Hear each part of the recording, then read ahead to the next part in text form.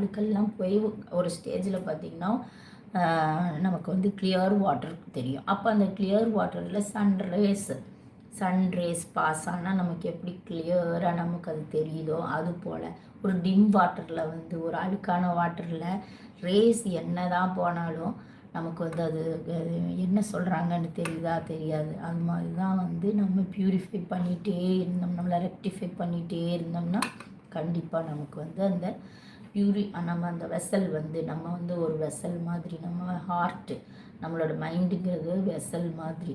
அந்த வெசலை க்ளீன் பண்ணால் தான் நம்ம ப்யூர் வாட்டர் போட்டாலும் ப்யூராக தெரியும். இல்லைன்னா அதில் ஒரு அழுக்கு இருக்குதுன்னு வைங்க, அப்போ அந்த அழுக்கு தானே ஃபஸ்ட்டு ஹைலைட் ஆகும். அது மாதிரி தான். ஸோ ஐ திங்க் இப்போ நீங்கள் அண்டர்ஸ்டாண்ட் பண்ணியிருப்பீங்கன்னு. So on seeing her beloved. ஸோ இது மாதிரி கிளாரிட்டி உங்களுக்கு கிடைக்கணும்னா நீங்கள் சாய் சச்சரித்ரா அக்வைண்டடாக இருங்க. நீங்கள் இதுக்கு